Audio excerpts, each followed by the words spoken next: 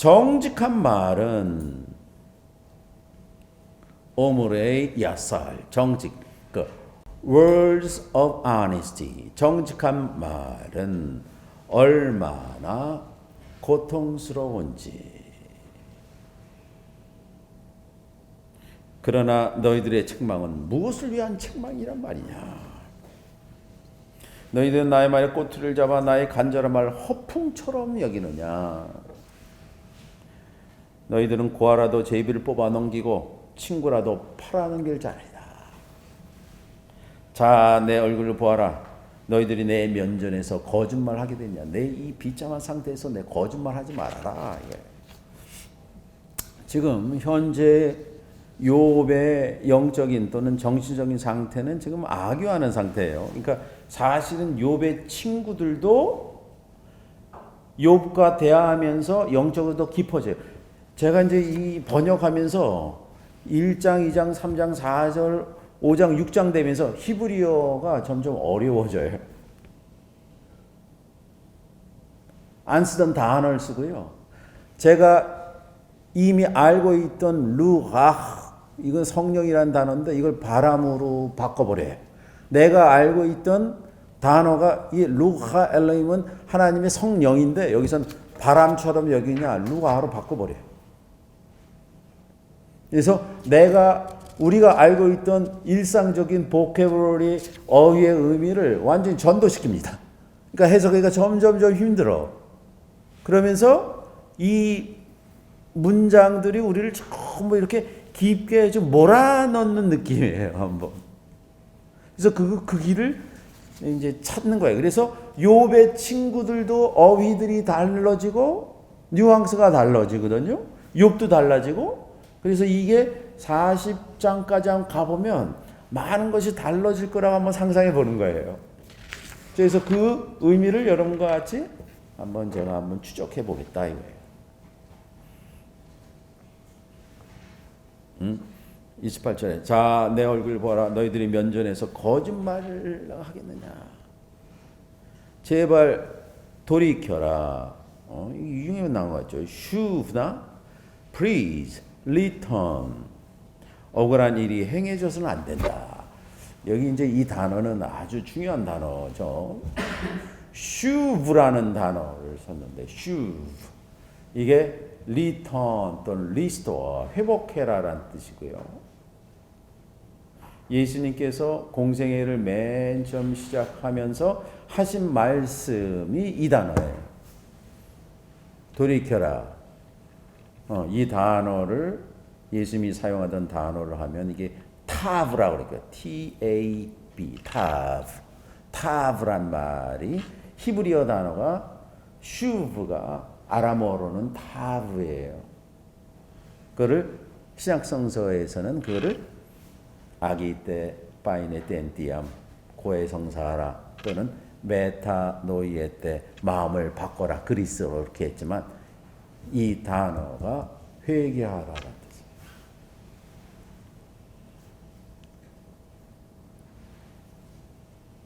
회개는 뭐냐? 회개를 아까 야라는 단어하고 연결시켜서 한번 해석해 보겠습니다. 회개라는 건 뭐냐? 회개라는 거는 하나님께서 인간에게 주신 원래의 상태를 리스토, 회복하라라는 뜻이에요. 또는 리턴, 돌아가라라는 뜻이에요. 또는 내가 짧은 인생 동안 해야 될 나의 배역을 다시 찾고 거기에 몰입해라. 거기에 몰두해라. 그 몰두하는 순간이 인간한테 주어진 유일한 영원입니다. 영원. 이터너티예요. 이터너티. 왜냐하면 몰입할 때 우리가 시간을 초월할 수 있기 때문에. 그 사람은 영원을 순간처럼 사는 거예요.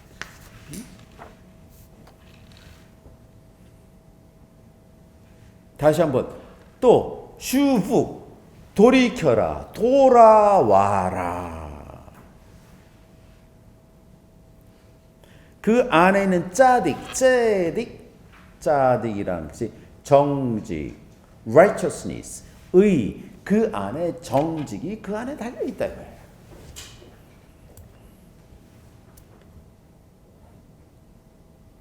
그리고 하는 말이, 야, 이 단어는 안 쓰는 단어였어요. 이게 리손이란 말은 내 혀란 뜻인데 그 뒤에 있는 단어가 있어요. 그 뒤에 있는 단어에 내 잇몸, 이게 희끼라는 것이 이 검이란 뜻이에요. 잘 쓰지 않는 단어예요. 보통 혀 이렇게 사용하는데 입이 내 혀에 거짓이 있느냐, 내 잇몸 안에 악의를 구별하지 못한, 난 정직을 말하고 있는데 너 왜 이렇게 알지 못하느냐. 제가 이전 시간에도 말씀드렸지만 이게 법정에서 자신의 옳음 또는 자신의 죄가 없다는 사실을 말하기 위해서 법정 용어 같은 거예요. 법정 용어인데 그 법정 용어로서 사실 최고의 변호사가 자신의 입장을 말하는 최고의 아규먼트라고 할 수가 있어요. 그걸 시적으로 이렇게 표현한 거거든. 그래서 첫 번째 엘리파스한테 이제 정색을 하고 이 말을 한 거죠. 그 7장 그걸로 끝나지 않고 이제 이 시선을 자기한테 돌린 겁니다. 그래서 7장은 대만산 엘리파스에서 욥의 첫 번째 대답의 두 번째로 나의 고통이 끝이 없다. 그래서 하나님이 우주 창조 이전에 혼돈의 괴물까지 등장시켰다. 괴물까지 등장시키고 자신의 육신의 아주 비참함까지 충만. 그래서 인간의 삶을 상당히 비관적으로 말합니다. 7장 1절에 인간이 지상에서 노역을 하지 않냐. 할로 짜바라는 것이 아주 지겨운 힘든 서비스, 이 hard 서비스를 짜바라고 그래요. 할로 짜바 레에노시 인간에게 노역이 있지 않느냐. 노역. 인간의 삶을 정의하라면 짜바 노역이다. 그들의 일생은 매일매일 품꾼의 나날들과 같지 않냐. 하루 먹고 사는 일꾼의 삶인데 하루 종일 뼈가 부서지도록 노력하는 힘든 노역을 하는 삶과 다르지 않다. 그러니까 상당히 비관적이죠. 그 다음에 그는 마치 코이에베드 이슈 아프 젤, 맨중이 젤이란 단어가 그늘이에요. 그늘. 그러니까 대낮에 그냥 햇빛 쬐는 데에서 고통스럽게 노역을 하는 그 노예들이 그늘을 간절하게 원하는 노예와 같고, 이제 그늘을 보통 번역에서 또 뭐 저녁이나 뭐 이런 걸로 번역을 했는데 이게 그늘. 그러니까 저는 뙤약볕에서 힘들게 일하는 그 노예들이 그늘을 찾는 것하고 똑같아요. 품삯을 애타게 기다리는 품꾼과 같아. 하루 일 끝나면 그 품삯을 다. 그래서 내가 몇 달 동안 허탈 속에서 보냈다. 그렇죠? 이 샤베라는 것이 허탈, 아무런 이것이 멍한 상태로 스투포로 보냈다. 괴로운 밤이 나를 위해 정해졌다. 밤은 항상 괴롭다. 쉼이 아니라 괴롭다는 거예요. 4절 보세요. 내가 누우면 언제 일어날 수 있을까라고 말한다. 죽는 심정이라는 거죠. 밤은 길고 나는 새벽까지 몸을 뒤척인다.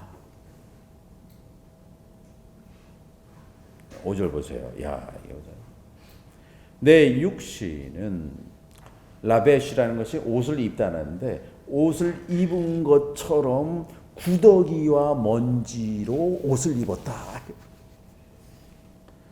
피부암이 걸렸으니까 구더기죠. 구더기가 들끓고 먼지로 뜨고 내 피부는 갈라져서 터져버리는구나. 내 날들은 배틀의 북보다 빠르게 지나가니 희망 없이 인종을 맞이하는구나. 내 생명은 한낱 바람임을 기억해 주십시오. 내가 다시는 좋은 세월을 못 볼 것입니다. 8절 표현이 상당히 시적이에요. 보세요.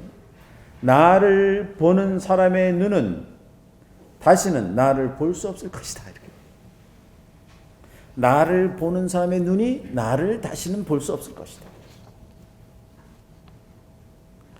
너희들의 눈이 나를 보는 동안 나는 금방 죽어갈 수밖에 없는 더 이상 존재하지 않을 것이다.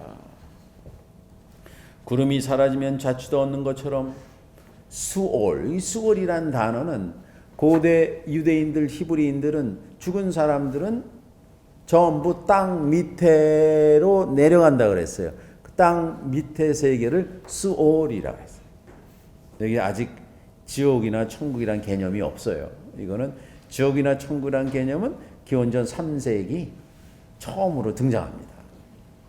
모든 죽은 사람 수올로 내려간 사람 같아서 다시는 올라올 수 없다. 그래서 수올을 뭐라고 그러냐면 Land of No Return, 돌아올 수 없는 땅이라 그래요. 인류 최초의 서사시 인난나 하강시라는 게 있어요. 기원전 19세기에 수메르로 쓴 것이 있는데 거기에서 인난나란 여신이 지하세계로 내려가요. 그래서 그 지하세계를 Land of No Return이라고 해요. 이 수올과 같은 거예요. 한번 내려가면 돌아갈 수 없는 거예요. 그는 자기 집으로 다시 돌아오지 못할 것이고 그가 살던 곳에서도 그를 몰라볼 것이다. 그러므로 나는 입을 다물고 있을 수 없다. 내 영이 분해서 말하겠다. 내 영혼이 괴로워 불평하겠다. 12절에 보세요. 12절에 하나님께서 나같이 미약한 사람을 왜 관심을 두어서 우리 맨 첫날 그 얘기한 것처럼 하나님께서 지금 누구하고 내기한 거예요? 사탄하고 내기한 거 아니에요, 지금. 나의 분신, 나의 아바타가 있는데 그게 욥인데 욥이 정말 인간으로서 신적인 경지에 오른 사람이냐 이거를 시험하는 거예요. 결국은 하나님이 자신을 시험대에 올린 거거든요. 나를 그냥 세상 사람 하나로 만들었으면 관심이 없으면 내가 이 고통을 안 당했는데 왜 나를 이 고통을 주십니까? 그리고 하는 말이 내가 바닥에 괴물 얌이라도 됩니까? 이 얌이라는 게 있는데요. 얌이 그 당시 이스라엘이 등장할 때 옆에 있었던 나라 우가리트라는 나라가 있어요. 해상가고 우가리트 신화의 혼돈의 신으로 등장하는 바다 여신이 얌이에요. 얌. 내가 당신의 창조 질서를 방해하는 혼돈의 여신 얌이라도 됩니까? 이렇게 말합니다.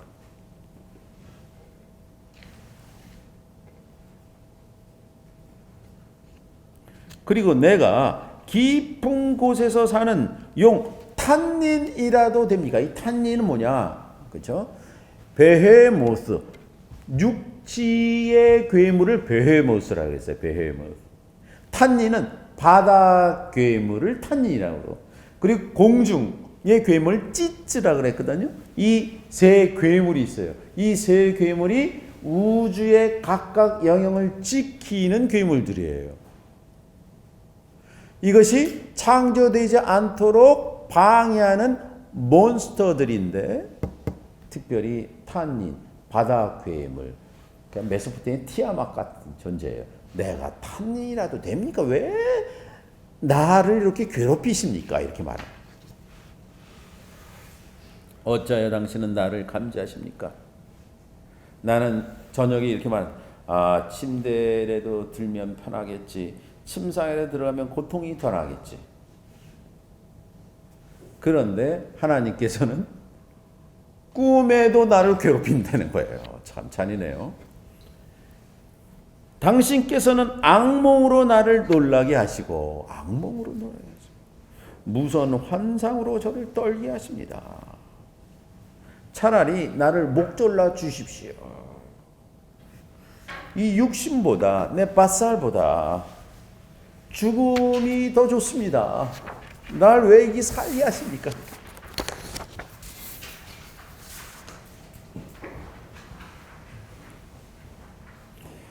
나는 이제 사는 것이 지겹습니다. 영원히 살 것도 아닌데 제발 나를 혼자 있게 내버려 주십시오. 왜 언제부터 내가 당신의 관심 대상이 됐습니까? 관심 끄세요. 이런 거예요. 내 날들이 너무 허무할 따름입니다. 이 허무란 단어가 나왔어요. 허무. 헤벨. 이게는 전도서 1장 1절에 든 거예요. 헤벨님, 콜 헤벨. 헛되고 헛되다. 모든 것이 헛되다 할 때 헤벨이란 단어가 헛되다는 뜻인데, 이 헤벨의 물질적인 의미는 수증기입니다. 수증기가 쭉 오다 그냥 싹 없어요. 베이퍼란 뜻이에요. 베이퍼. 내 날들이 의미가 없이 헤벨이다. 17절에 반전이 일어납니다. 반전. 17절. 이 반전은 어디서 오냐? 사람이 무엇이가로 주께서 그를 대단히 여기시니. 이 반전이 이 어디에 등장을 해요?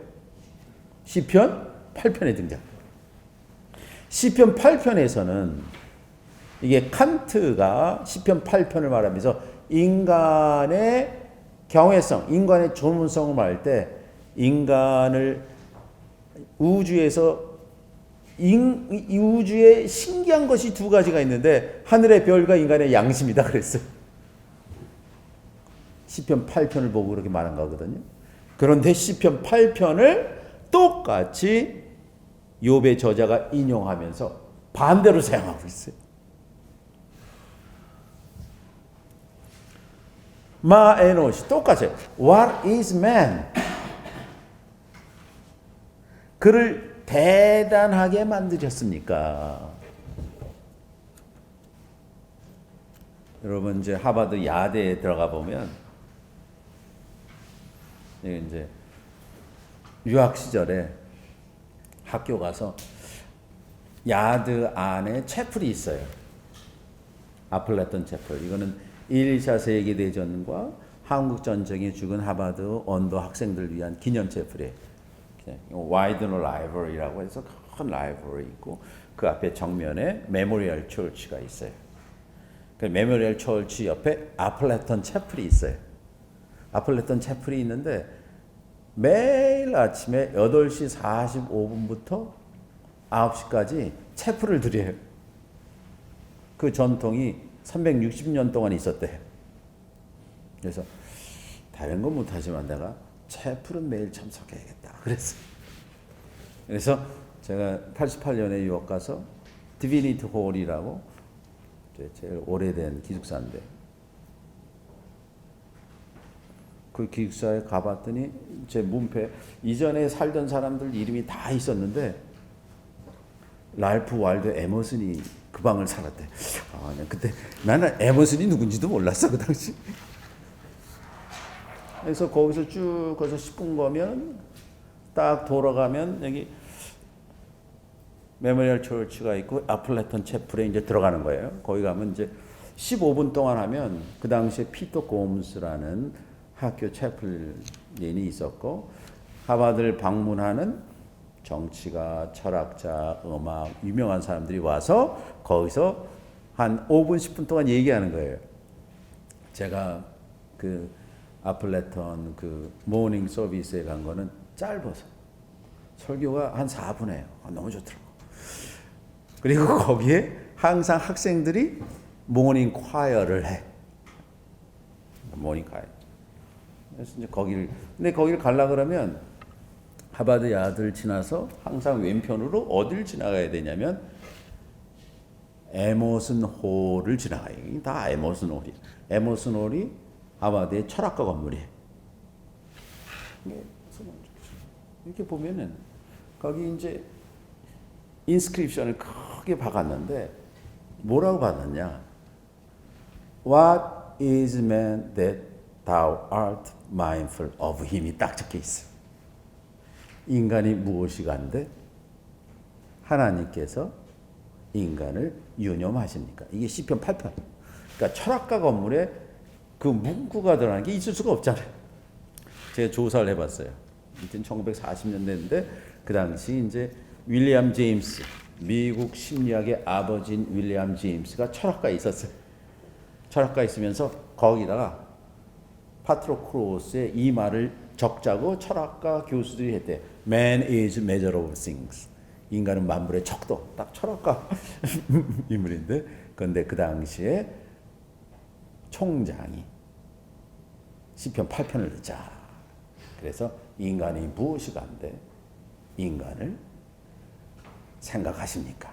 그리고 인간을 천사보다 조금 못하게 만드시고, 근데 히브리 원문은 천사가 아니에요. 하나님보다 조금 못하게 만드세요.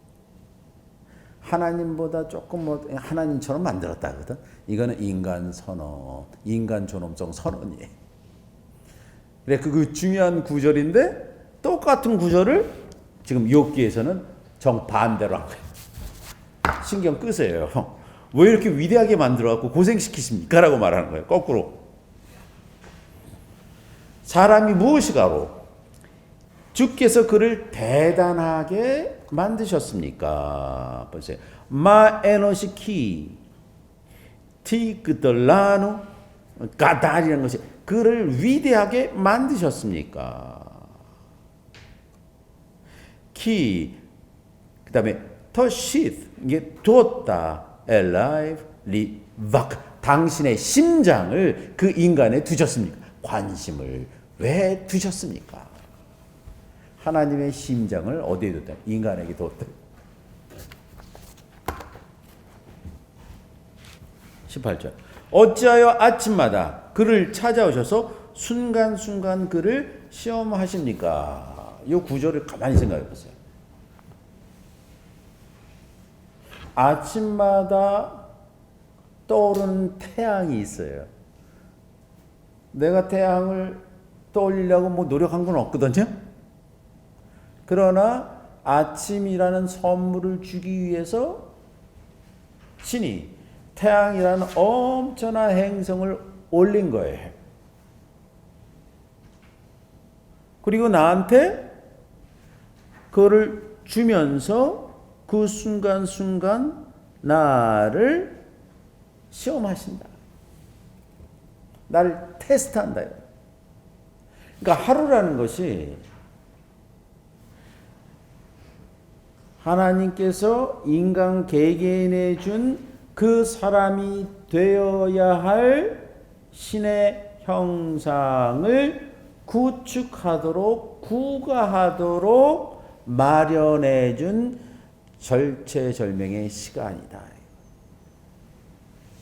만약에 그 시간과 공간을 허투루 보낸다면 나는 욥과 같이 될 수도 있다라는 거예요. 이 하마르티아거든요. 그래서 그거를 태양에 떠오르는 것이 지금 욥의 입장에서는 그것이 자신의 삶의 시험이다. 하루가 우연이 아니라 온 우주를 동반한 신의 수고다. 나를 시험하십니다. 언제까지 나한테 눈을 떼지 않으시렵니까? 그 다음에 침을 꼴깍. 맨 나중에 루끼란 단어. 이 살비아예요. 침을 꼴깍 삼키는 동안만이라도 나를 좀 내버려 두십시오. 저 관심 끄십시오. 우리 이제 동양에서는 이 찰나라 그러잖아요. 이게 눈 껌빡이는 순간이 이제 우주가 삼라만상이 만들어준다. 영겁이라 그러는데 이건 다르게 찜을 요것이 뭐냐? 이게 잠깐의 시간이에요. 나를 좀 내버려 주십시오.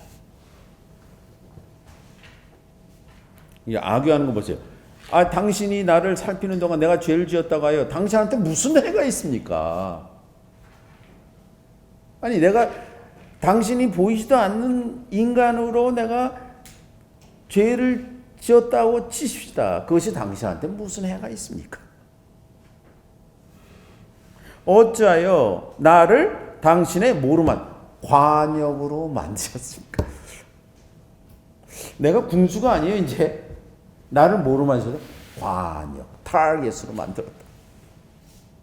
어찌하여 나를 이 타겟으로 만들었다는 것은 다시 한번 아까 사용한 메타포를 사용하면 화살로 해서 계속 햇즈로 박혀서 오래된 것에 있는 오래된 자아를 해체하는 작업을 하는 거예요. 네, 그러나 그 시꺼먼 경계를 없애는 작업을 하십니까? 어찌하여 주께서는 내 허물을 용서하지 않으시고 내 죄악을 용서해 주시지 않으십니까?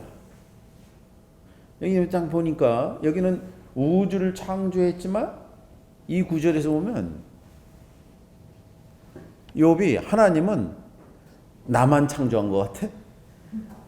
하루 종일 나만 봐요. 내가 어떡하나? 아, 내가 널 위해서 밤에는 달을 띄우고 별을 띄우고 아침에는 해를 올리는데 내가 어떡하나 보자. 너무 관심이 많은 거야. 이 헬리콥터 마음이야. 헬리콥터 마음. 계속 관심. 이제 내가 숨져 흙에 누우면 주께서 저를 찾으신다 해도 저는 이미 없는 몸이 아닙니까? 저 죽는 게 낫겠습니다. 라고 하나님께 하소연하는 구절이 6장과 7절입니다. 그래서 6장과 7절은 처음으로 욥의 입에서 자신이 왜 이 시점에서 이 상황에서 죽음을 선호하는지를 나름대로 법정에서 변호사가 말하는 것처럼 자기 입장을 일목요연하게 아름다운 시로 표현한 것으로 생각합니다.